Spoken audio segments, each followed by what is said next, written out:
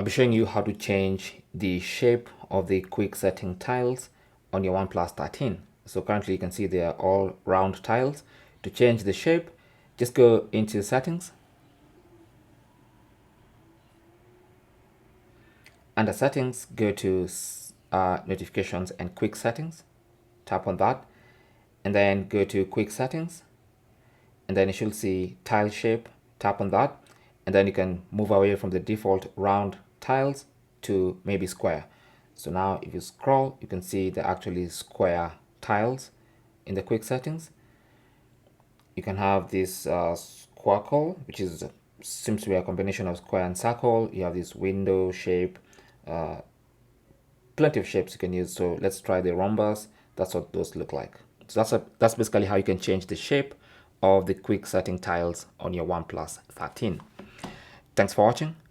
Comments and questions down below. If you found this useful, don't forget to leave a like, possibly also subscribe for more tips, and I will talk to you in the next one. Good luck.